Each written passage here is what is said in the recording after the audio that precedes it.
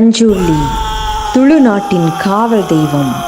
கர்நாடகாவின் கடலோர பகுதிகளிலும் கேரளாவின் சில பகுதிகளிலும் பரவியிருக்கும் துளுநாட்டில் இயற்கையோடும் மூதாதையர்களோடும் பின்னி பிணைந்த ஒரு தனித்துவமான கலாச்சாரம் செழித்தோங்கி வளர்ந்துள்ளது. இந்த கலாச்சாரத்தின் ஆணிவேராக விளங்குவது தெய்வ வழிபாடு அல்லது பூதகோலா என்றழைக்கப்படும் ஒரு வழிபாட்டு முறையாகும். இந்த தெய்வங்கள் மிகவும் சக்தி வாய்ந்ததாகவும் பரவலாக வணங்கப்படும் தெய்வங்களுள் ஒன்றாகவும் திகழ்வது பஞ்சூர்லி தெய்வம். பஞ்சூர்லி என்பது ஒரு தெய்வத்தின் பெயர் மட்டுமல்ல, அது ஒரு நம்பிக்கை, விவசாயத்தை காக்கும் காவல் தெய்வமாகவும், நீதி வழங்கும் மன்றமாகவும், மக்களின் சுக துக்கங்களில் பங்கெடுக்கும் ஓர் உயிருள்ள சக்தியாகவும் பஞ்சூர்லி போற்றப்படுகிறது. காந்தாரா போன்ற திரைப்படங்களின் மூலம் இன்று உலகளவில் கவனம் பெற்றிருந்தாலும் பல நூற்றாண்டுகளாக துளு மக்களின் வாழ்வில் பஞ்சூர்லி வழிபாடு ஒரு அங்கமாக இருந்து வருகிறது. ஒவ்வொரு தெய்வ வழிபாட்டின் பின்னணியிலும் ஒரு சுவாரஸ்யமான புராண கதை இருப்பது போல் பஞ்சூர்லி தெய்வத்தின் தோற்றத்திற்கும் ஒரு கதை உண்டு. துளு நாட்டுப்புற பாடல்களான பாட்டான்களில் இந்த கதை ஆழமாக விவரிக்கப்பட்டுள்ளது. கைலாயத்தில் சிவபெருமானும் பார்வதி தேவியும் ஆனந்தமாக வாழ்ந்து வந்தனர். ஒரு நாள் பார்வதி தேவி ஒரு பன்றிக்குட்டியை பார்க்கிறார். அதன் துள்ளலான அழகில் மனதை பறிகொடுத்த பார்வதி அதை தனது செல்ல பிராணியாக வளர்க்க விரும்புகிறார். சிவபெருமானின் அனுமதியுடன் அந்த பன்றிக்குட்டி கைலாயத்திற்கு கொண்டு வரப்பட்டது.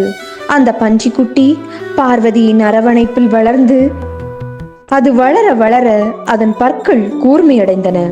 பற்களின் அரிப்பை போக்க அது கைலாயத்தில் இருந்த பூந்தோட்டங்களையும் வாழை தோட்டங்களையும் சேதப்படுத்த தொடங்கியது. இதை கண்ட சிவபெருமானுக்கு கோபம் தலைக்கேறியது.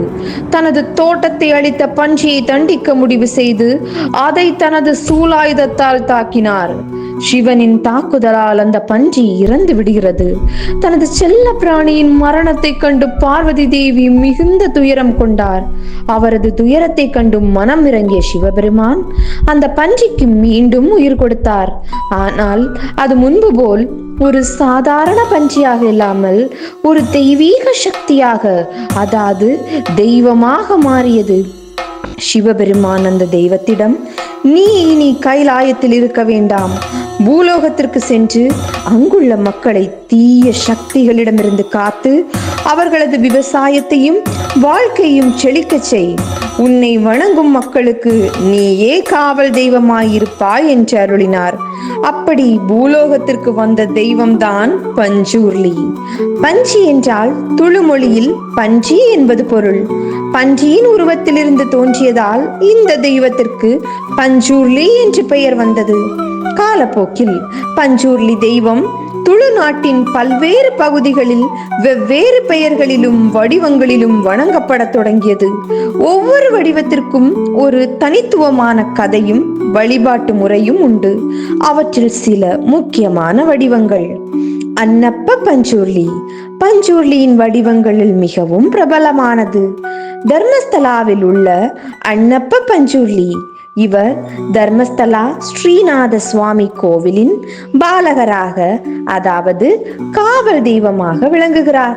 இங்கு வரும் பக்தர்களின் குறைகளை தீர்த்து அவர்களுக்கு நியாயம் வழங்குவதில் அன்னப்ப பஞ்சூர்லி முக்கிய பங்கு வகிக்கிறார்.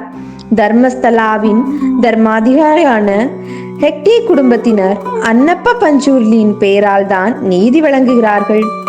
அங்கனதடி பஞ்சூர்லி.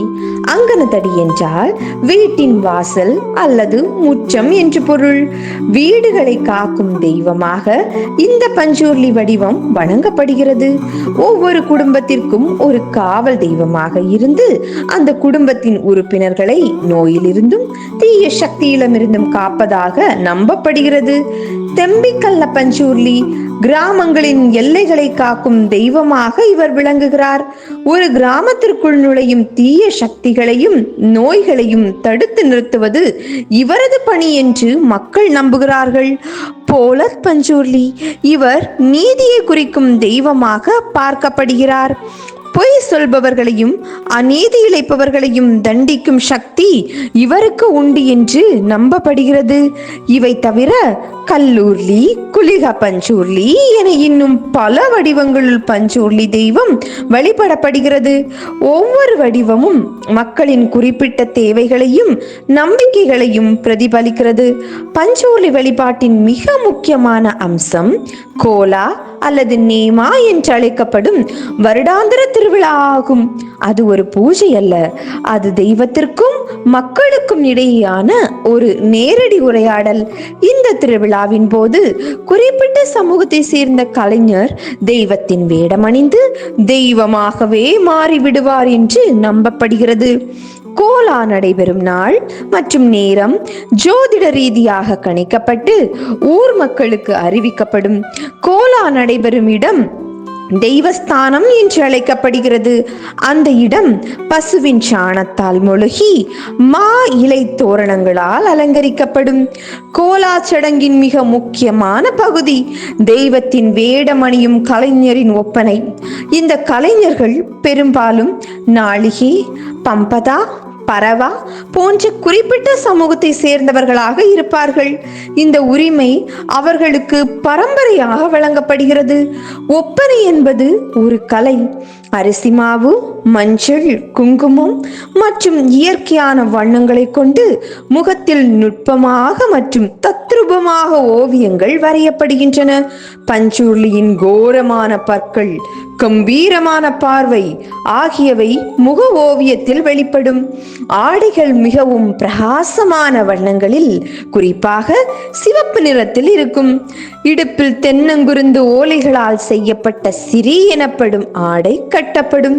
தலையில் பஞ்சூர்லியின் முகத்தை கொண்ட பெரிய உலோகத்தால் செய்யப்பட்ட முகமூடி அல்லது கிரீடம் அணியப்பட்டு அந்த அலங்காரங்கள் அனைத்தும் தெய்வத்தின் கம்பீரத்தையும் சக்தியையும் வெளிப்படுத்தும் வகையில் அமைந்திருக்கும்.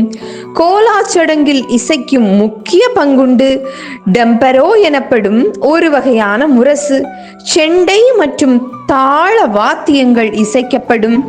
அந்த இசை மெதுவாக ஆரம்பித்து உச்சக்கட்டத்தை அடையும் போது பார்வையாளர்களையும் கலைஞரையும் ஒரு விதமான பரவச நிலைக்கு கொண்டு செல்லும். இசைக்கு ஏற்ப தெய்வ வேடம் அணிந்த கலைஞர் மெதுவாக ஆடத் தொடங்குவார். அந்த நடனம் ஒரு பன்றியின் அசைவுகளையும் அதன் சீற்றத்தையும் பிரதிபலிப்பதாக இருக்கும்.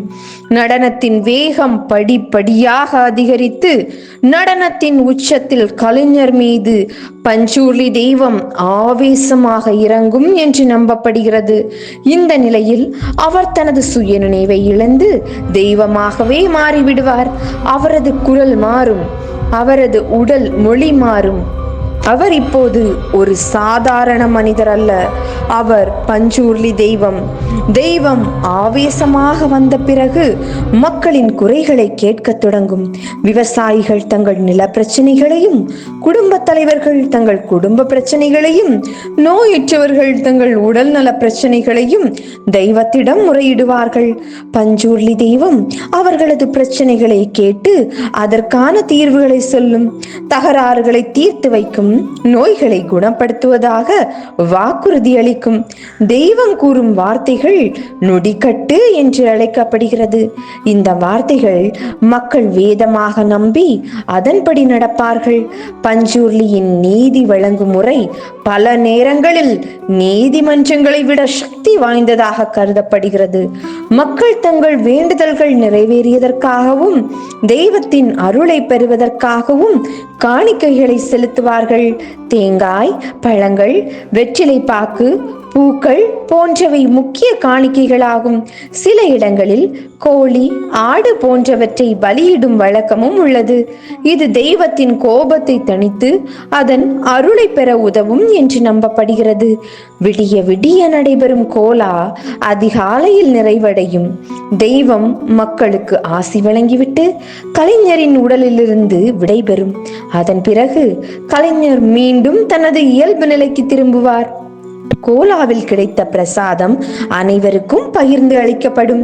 பஞ்சூர்லியின் வழிபாட்டை குறிப்பிடும் போது குலிகா தெய்வத்தை பற்றியும் குறிப்பிட வேண்டும். குலிகா பஞ்சூர்லியின் துணை தெய்வமாகவும் சில நேரங்களில் அவரது காவல் தெய்வமாகவும் கருதப்படுகிறார். பஞ்சூர்லி அனுமதி மற்றும் செழிப்பை கொடுக்கும் தெய்வம் என்றால், குலிகா மிகவும் ஆக்ரோஷமான நீதியை காக்கும் தெய்வமாக பார்க்கப்படுகிறார். பல கோலாக்களில் பஞ்சூர்லியின் ஆட்டம் முடிவதற்கு பிறகு குலிகாவின் ஆட்டம் நடைபெறும். குலிகாவின் ஆட்டம் மிகவும் உக்கிரமாக இருக்கும். அவர் தீ பந்தங்களுடன் ஆடுவது, நெருப்பில் நடப்பது போன்ற சாகச செயல்களில் ஈடுபடுவார். பஞ்சூர்லி வழங்கிய நீதியை நிலைநாட்டுவதும் தீயவர்களை தண்டிப்பதும் குலிகாவின் பணி என்று நம்பப்படுகிறது. இன்றைய நவீன உலகிலும் பஞ்சூர்லி வழிபாடு தனது முக்கியத்துவத்தை இழக்காமல் துளு மக்களின் வாழ்வில் ஒரு அங்கமாக தொடர்கிறது. கல்வி, வேலைவாய்ப்பு என மக்கள் நகரங்களை நோக்கி பெயர்ந்தாலும் கோலா திருவிழாவின் போது தங்கள் சொந்த ஊருக்கு திரும்பி தெய்வத்தின் அருளை பெற தவறுவதில்லை. காந்தாரா போன்ற திரைப்படங்கள் இந்த தனித்துவமான வழிபாட்டு முறையை உலகிற்கு அறிமுகப்படுத்தியுள்ளது. இது ஒருபுறம் பெருமைக்குரிய விஷயமாக இருந்தாலும், மறுபுறம் இந்த வழிபாட்டின் புனிதத்தையும் அதன் உண்மை அர்த்தத்தையும் புரிந்து கொள்ள வேண்டியது அவசியம். இது ஒரு பொழுதுபோக்கு அம்சம் அல்ல, இது ஒரு சமூகத்தின் ஆன்மா. தெய்வங்கள் மனிதர்களை படைக்கின்றனவா அல்லது மனிதர்கள் தெய்வங்களை படைக்கின்றார்களா என்ற தத்துவத்தமான கேள்வி ஒருபுறம் இருந்தாலும், பஞ்சூர்லி போன்ற தெய்வங்கள் ஒரு சமூகத்தை நெறிப்படுத்தி அவர்களுக்கு நம்பிக்கையும் பாதுகாப்பையும் அளித்து அவர்களது கலாச்சாரத்தை அடுத்த தலைமுறைக்கு கொண்டு செல்லும் ஒரு சக்தி வாய்ந்த கருவியாக செயல்படுகின்றன என்பதில் எந்த சந்தேகமும் இல்லை. பஞ்சூர்லியின் கர்ச்சனை துளு நாட்டின் காடுகளிலும் வயல்வெளிகளிலும் மக்களின் மனங்களிலும் என்றென்றும் ஒலித்து கொண்டே இருக்கும்.